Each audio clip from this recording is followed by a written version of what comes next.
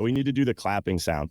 But so this is our first interview with past representatives, just talking about, their vector experience, some of the things that they gained, some valuable insight to share with our representatives. And Andrew, if you want to start off, just tell a little about yourself, tell your story. Yeah, absolutely. Thanks for having me, Owen. Andrew Field Baldinger, and I'm a former Vector Cutco sales rep. And it was the best job I've ever had in my career. I would say because it taught me everything that I use today, both personally and professionally, to shape where I have been.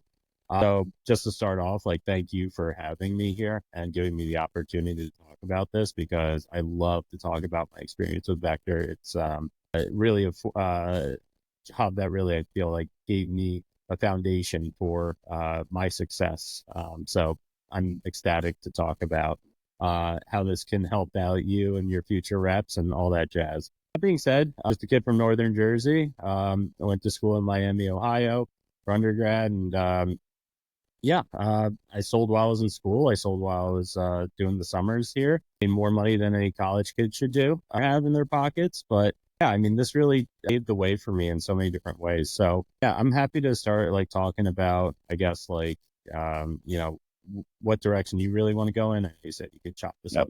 So what do you, obviously you sold what, 2012, 2013, finish up school. What have you done, since you moved on and with your career and that type of stuff? Yeah. So, I wouldn't say selling knives was my passion, what I always wanted to do with my life, but essentially it helped me pay for college and some grad school as well. My dreams were to work in the NFL in scouting and player personnel, which I successfully did. I worked for the Cleveland Browns in the NFL headquarters and Senior Bowl, and did some freelancing as well for teams. So I had a really great run at being able to run at my dream. Currently now I'm the commercial account executive at Salesforce. And I would say that the number one thing that always goes back to how I got into this position was from Vector, because you got to be able to sell a knife. You got to be able to sell yourself. You got to create your own pipeline. All of these things are super transferable into whatever you want to do in your life. I had this grit and grind. I had to meet people to get into the NFL because I didn't really have any contacts there. So, I networked my way into there. Who knows who has job openings? What can I do for you? How can I make myself an asset to your organization? And you'll learn those types of networking and people skills that you just couldn't get in any classroom whatsoever. It's the most important class I took in my college and graduate years was Cutco. Awesome. One thing that I always say about you, probably said this to you in the past, the thing that always impressed me the most about you personally was that you came from a good town. You didn't come from poverty, but you had work ethic in a way where a lot of times, younger kids that come from like Mendham and Mountain Lakes and, don't have that work ethic. And one thing that I always saw in you was, you said the grit, the determination, the grind, the work ethic. And I do think that the job probably helped you a lot with your interpersonal skills and that type of stuff. Would you? Yeah, absolutely. I think maybe something that I'm very grateful for was my parents made me work a shitty job. I had to work at a bagel store. So what minimum wage looks like, what a grind looks like. Those are hard jobs. Those, you're scrubbing and cleaning and you're just there to check clock in, clock out, really. But here's the difference with a sales job, and what's really kept me in the industry in terms of working in sales is how hard you work is how much money you make. There is no other profession like that, I guess, unless you run your own business, that happens. You make that activity, you make those emails, you make those calls, you make those on-site visits. That in turn will inevitably come to commission for yourself. So I absolutely love that. And I'm just a big advocate of working hard and having more fun. So definitely, you get in what you get out what you put in.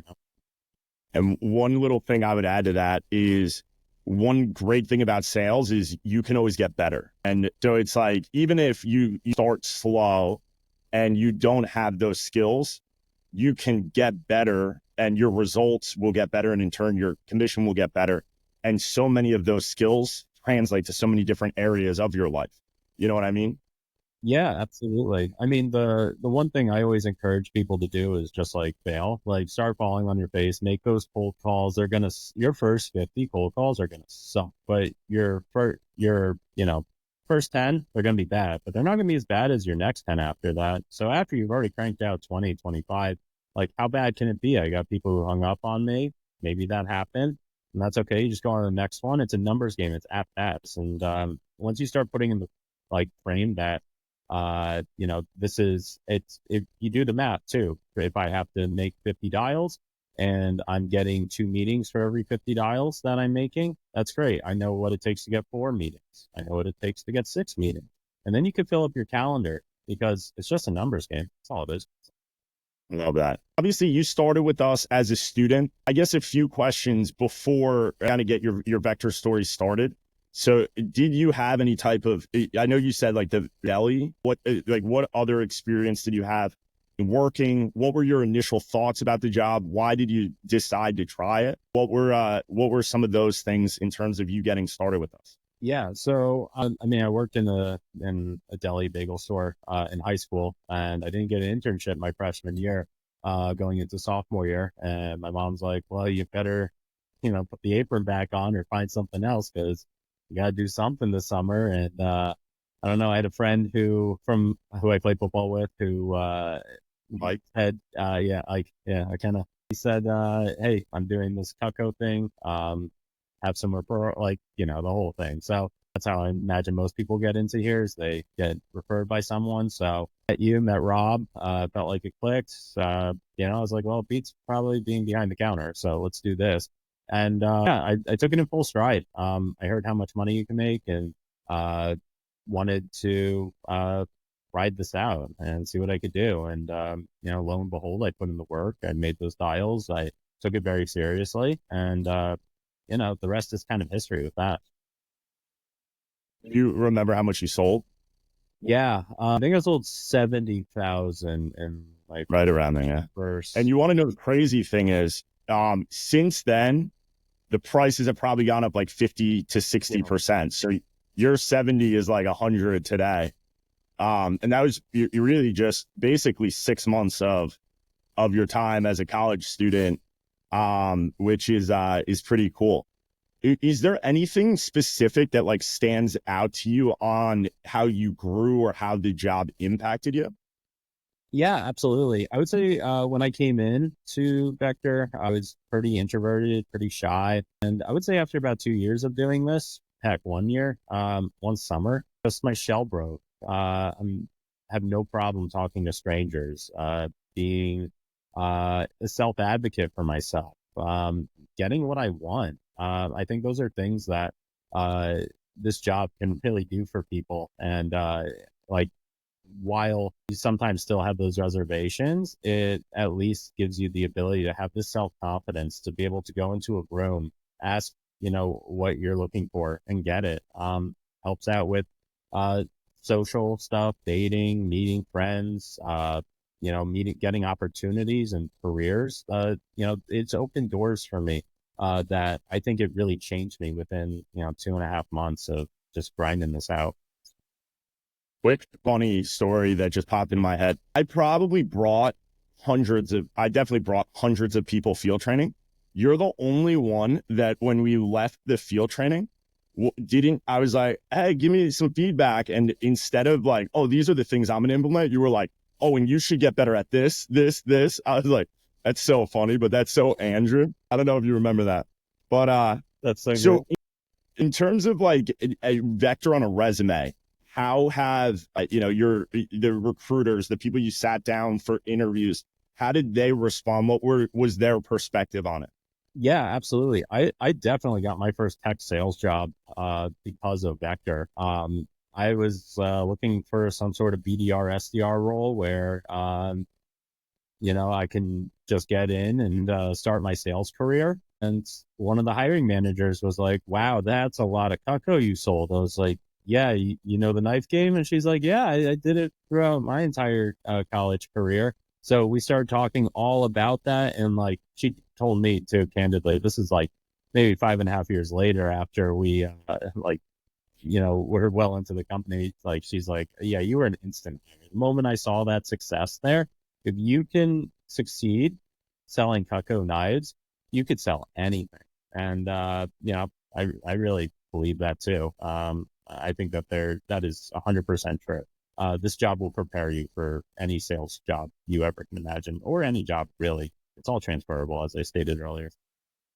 Yeah. So a couple of things on that. One is you said so many people, I say this all the time. So many people have been like, "Oh, if you could sell that many knives, you could sell anything." And the funny thing is, like, Cutco's not easy to sell, but it's not hard to sell. It really is a great product for somebody that is that entry level. Like they just cut a penny in front of somebody, and you don't need to be great at presenting. You just put the product in their hand and that type of stuff, and then you learn those skills. And we have actually reps in the company now that are doing business gifts, where our top rep is going to do $2 million of business gifts this year. And so like it could start off as that small thing, and it could become so much more. And the other thing, I was actually at a division manager meeting the other day, and I shared this, where so many times when our reps are like, "Oh, I scheduled a demo with someone who used to sell Cutco," or "I did a demo with someone who used to sell Cutco." I always ask, "Oh, are they successful?" And they always, every single time, they're like, "Oh, they're super successful." And I'm like, "Of course they are." And then every single time they're like, "Oh, my cousin said he tried this and it didn't work." I'm like, "Oh, is he successful?" And they're like, and I'm like, "Of course he's not," right? Like, yeah, I think that this is that thing as a student to say, "Hey, I stepped out of my comfort zone. I went out, I learned how to create a customer base. I made the calls myself. I learned how to pitch a product. I learned how to build a referral base. I learned how to wake myself up for 8 a.m. phone jams when I didn't have to, and set goals and make a schedule. And we played a little bit of Zell." Yeah, but that's awesome. We kind of went through how you've used the things that you learn here in other areas of your life. Is there anything you want to add to that, or do you want to go to the next thing? Yeah, I mean, like, just to like double down on this, like if asking people who they know would want Cutco is, it's not that different than asking a person, "Hey, who do you know who's looking to hire an account executive in this space?" It's not that different. So think of everything in this as something that will transcend this, you know, what job you have, that could be a summer job or maybe just a college job, whatever it is. Um, this is real life skills that are the absolute foundation to your success and networking and getting that next opportunity, whatever that may be. So I'm done talking about that, but yeah. Awesome. So if someone was considering working with us, what is advice that you would give to someone who might be unsure or, skeptical or whatever? Yeah, I mean, was skeptical and I was unsure. And I think everyone who goes into that room is going to be those things. But will tell this to you. Uh, there's probably not an opportunity to make this much money at this age, legally, unless you are working for Vector. Pretty hard to do. This is something that will give you, again, like those life skills and money that I think are incredibly challenging and like to get otherwise. But the friends you make, I mean, I feel like Owen, Rob, like, these are people who, I'm connected to, and you'll make like lifelong friends doing this. You'll learn job skills that will stand out on resumes, undoubtedly, if you put in the effort into this. So know that if you do come in with trepidation, that's not a problem, but, link yourself to someone else who's done this and been successful, see what they're doing, and just follow their footsteps. I would say work on the hard work that's been placed in by others, because the blueprint's there. You just got to do it and execute it. And I promise you this will pay tenfold if you put your heart and mind into it. That's awesome. I love that you said you're probably going to be skeptical, right? I say to my reps in training, pretty much every training I run, I'm like, hey guys, if you're nervous, that's normal, right? Because the reality is, if you came in here and you were like, yeah, I've been selling knives my whole life, I would be like, I don't know if I want to work with, like, dude, what a weirdo, right? Like, it's new, right? It's something that you haven't done, and people fear the unknown, right? Where you have to step out of your comfort zone. But I say very often, the people that are the most successful are typically those who have the largest comfort zones. And the only way to grow your comfort zone is to step outside of it, right? Discomfort's a growing pain. And if you're always living where you're comfortable, you're not learning or becoming or doing, new things. So I love that you shared that. Everyone feels that way. So let's say someone were getting started, right? What is advice that you would give to yourself, or like a new rep who really wants to crush the job and, do as well as possible? Yeah, I touched on this a little bit earlier, but I do think find the top 3, top 5 reps that are working out of your office, and sit next to them. When do they get to get up and do cold calling? Like, you need to be there 5 minutes before them and have your seat right next to them, and you're going to see what they do. Take notes, see what their script looks like, what they're saying, and then do that and have them nominate someone else. So you sit next to another high performer. They say, oh, this person does this really well. Go sit next to them. It's one, how you make friends at your new company, acquaintances. But 2, you'll get to see other styles, because eventually you're going to make your own style. You're going to make something that works for you that I can never do, that Owen can never do, but it works for you. So you're going to start creating your own brand and your own script. And that's how you're going to do something that's very genuine. And people do buy from genuine people. You got to do something that's tailored to you. The second thing is, make sure you go out, and if you don't have anything on your schedule that, is on an afternoon free block, go find someone else to go shadow, sit on their demo and see what they're doing, what the things that they're saying. You'll take away all sorts of amazing things. And I think we did this with like Timothy Templeton a lot. We did this with, that was the first name that came to mind because I was always baffled by what he did. He was amazing. There's just great reps out there who do such a good job, and you can learn so many different things that they're doing. So, don't be afraid to ask for help and to see what other people are doing. That's probably my biggest piece of advice. Awesome. I love that. And I agree with everything. Is one of the great things about now is, compared to when you were a rep, there's so many videos also, and like so many audios and videos and like resources where, like, I actually recently started doing service calls and got back into sales a little bit because it's been 10 years, and listen to them driving to the gym or, whatever. And I think that just being hungry to learn and utilize resources and other people's experience is such a valuable asset. So, all right, well, I want to go through one thing that I want to be able to use this for is to break all of these interviews down for training purposes and new rep purposes. So in terms of the next section, I'm going to go through different like sections of training or different parts. And if there's just any tips you have for that, I would love for you to share. So really the first one is, what tip would you have for a new rep in training in general? Yeah, hitch your wagon to successful people in the office. Don't let go. People are really friendly, from my experience, and they just want to help you out. It's a big, like, elevate everyone to elevate yourself kind of place, right? It's like you pay it forward. No one did this alone or got good at this by being siloed. So learn who's successful, what makes them successful, and figure out a couple things you could take away from everyone in that regard. Yeah, I think that's a big thing that made Vector such a special place to be. I'd also say put in the work, like say that, but like really take that to heart. What you put in is what you're going to get out. So once you start understanding how many phone calls it takes to get a demo, you know what you need to do and the effort that you need to put in. It's all measurable. It's just simple math. So that's my tidbit of advice. I would say do that, and you're gonna fail, and that's you're gonna fail and fall on your face, and it's gonna be totally okay. Um, the the people that you're demoing have no idea that you said the wrong thing on the script, right? Like, this well better than they ever will. So don't be afraid to fail. Just get out there and get your at bats, and that's how you'll be excellent at this job. And also, which is going to lead to the next one, they start with people that they know, they have a relationship with. So it's not like, you know what I mean? Like I always say my first, maybe my second demo was my grandma, and she was just excited that I was hanging out with her and like that type of stuff. Yeah.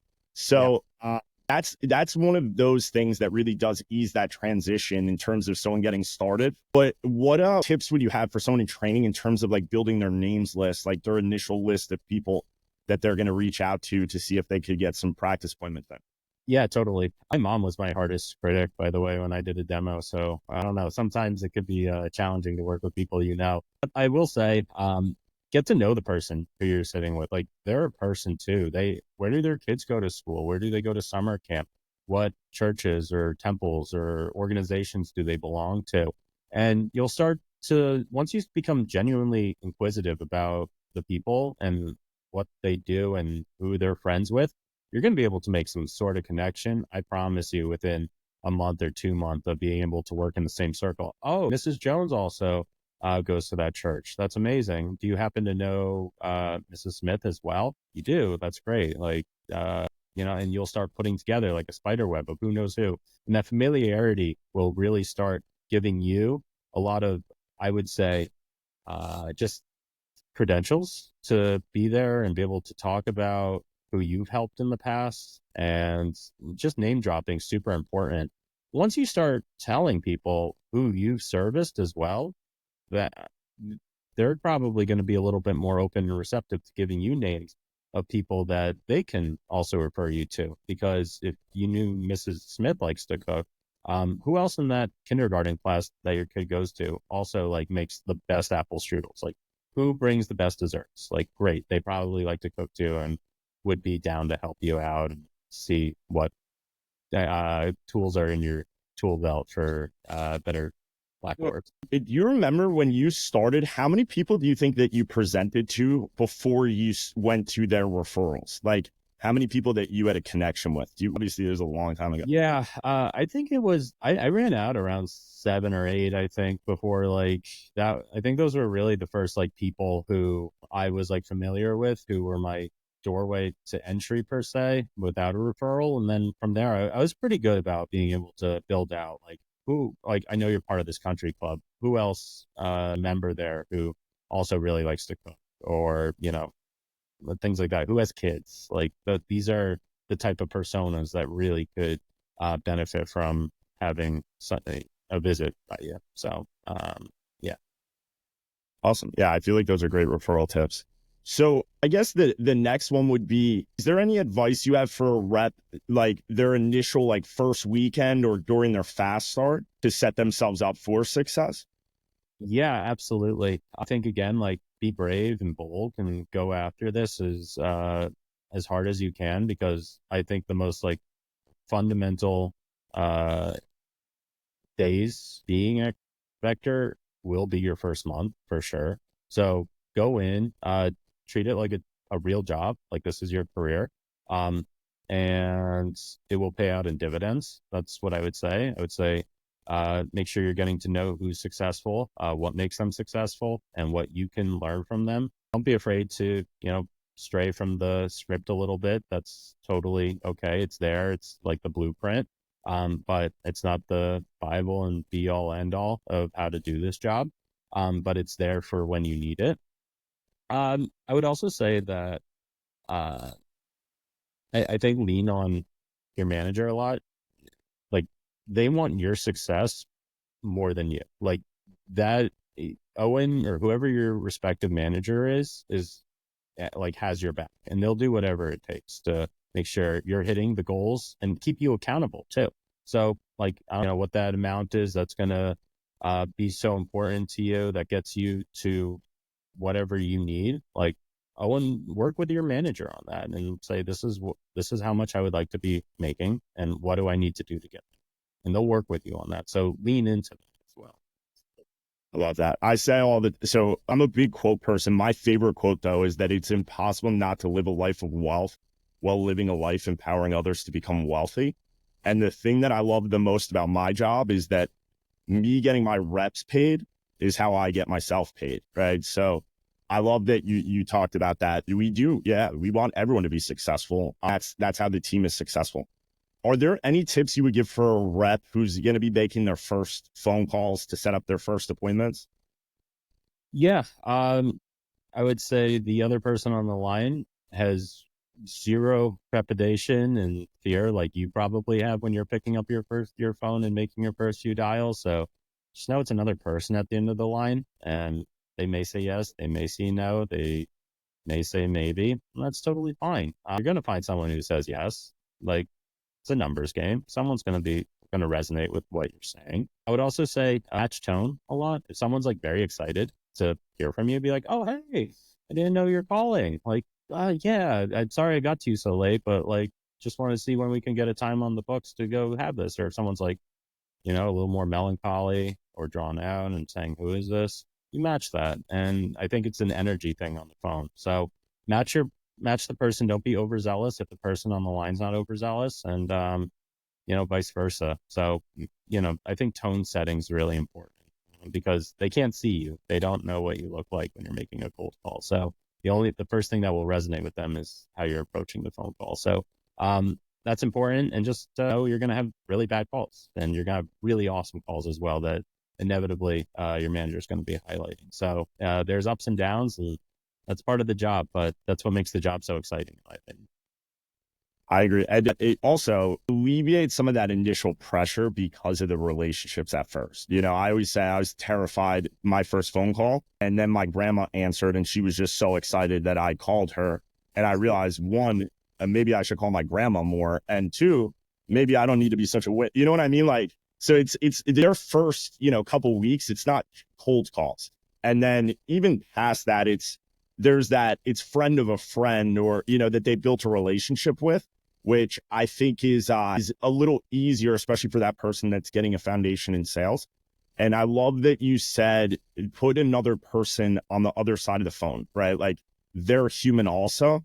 And so many times we overcomplicate, and we're like, oh, well, like, everyone's just human. Just treat them like a friend, treat them like a human, and you're going to be able to build relationships, and they're going to appreciate it. I still do this when I'm cold calling, like, what, 10 years later after doing this job, at least, I'll pull up their LinkedIn just to see what they look like so I could see their face. Like, just to know that's a human is what this person probably looks like. So I'll pop that up. Like, so go on Instagram or whatever, just to like see what this person looks like. If you feel a little bit better knowing they have a face and that they're a person, I think that's important. Second thing is definitely name drop as soon as if this is someone who's you're cold calling and was referred, first thing you should be saying is, "Hey, like, how you doing?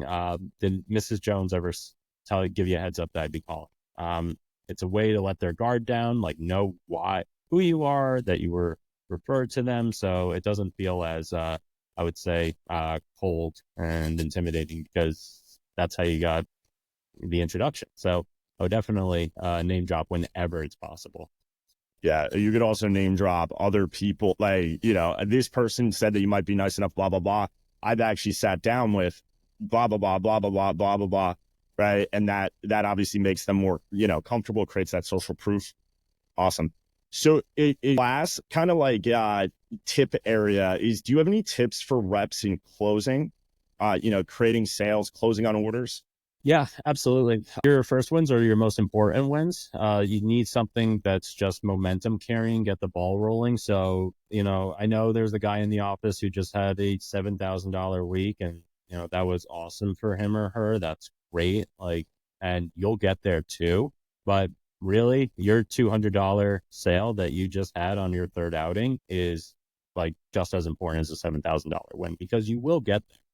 Once you start getting a little more advanced in closing initiatives, I would one thing that always made my say sale average so much like superior to everyone else, like at least in my office, was I like cut out any set that was not the smallest homemaker. Like, it's homemaker or like bust, really. Like, that's what you're getting. We don't make sets that are smaller. It's like, you have to buy this because this is what Mrs. Jones got and this is what Mrs. Smith got. Like, it's only, yeah, and be confident with the price. It may sound like a lot of money to you because you're 18, 19, 20, and $2,300, $3,000 set. It is a lot of money at this time, but some of these people who own houses and have been working for 30, 40 years, I mean, it's not to them, it's probably not as much. So be bold with. What's the biggest order you've closed at, the tech positions you had? Oh, like 250,000 deals. Yeah. Like very different. Yeah. But I mean, to be honest, it's like the same thing. Like $250,000 is a lot of money. Also, but to someone who has a business to run, it's like, well, this is a necessity. We have to have this product in order. So, the price tag just gets higher and higher as you continue your sales career. So and it starts with knives. That's all I got to say. Awesome. Yeah, I love that you brought up just get wins. Every sale adds up. And the reality is when they start actually making sales, their confidence in their ability to make sales goes up. And the person with the most confidence has the most influence, right? That's true. So, right. So as you start saying, okay, people buy, I make sales, people can pick up on that, your body language, your tonality, your confidence, the way you carry yourself. Right. So even if it is just a cutting board or one knife or whatever, that's still a win. And one of the things I say to our reps all the time is those little sales add up, and then one sale can make your week. Those little ones, you get a few hundred here, a few hundred here, a few hundred here, and then a $2,000 order, and all of a sudden you're at $3,000, $4,000, $5,000 for the week, which for a college student being able to earn $1,500 to $2,500 for that week is pretty exciting. So, are there any other topics or questions that you think would be good to share or cover? I mean, like, overarching theme on this is like this probably won't be the job for the rest of your life, but it will set you up for all the jobs you'll have in the rest of your life. So, treat it as such. It's the most impactful job I've ever had, because without it, I would not have had the acumen to get and be where I currently am right now, which I'm immensely grateful for. So I am beyond grateful for having you and Rob welcome me into the Vector office, and beyond happy that I had overcame my trepidation and fear of taking this job, because the rest is kind of history. It's scary, it's daunting, it's intimidating when you first start, but it's going to set you up for success in more ways than you can possibly know. So, yeah, man, I think that this is an opportunity that everyone should be jumping onto early stages in your career.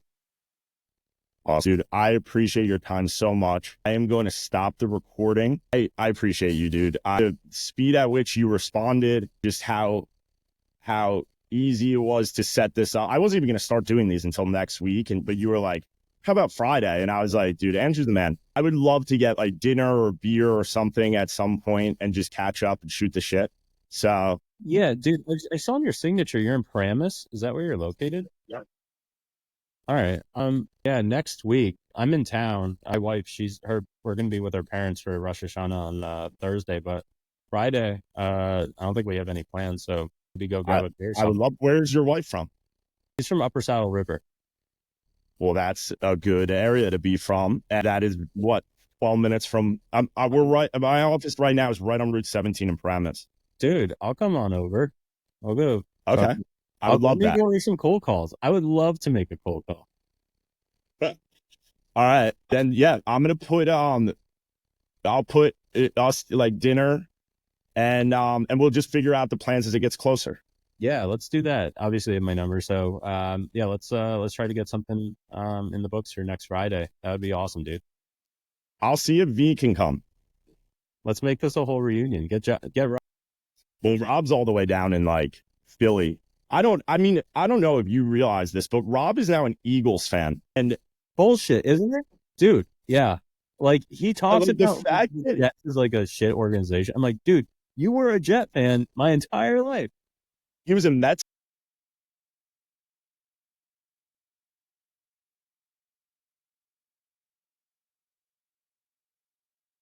Hold on.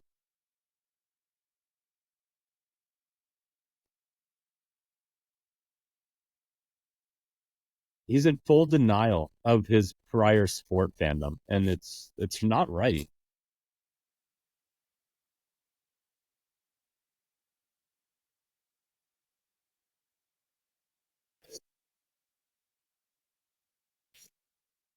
That's more acceptable.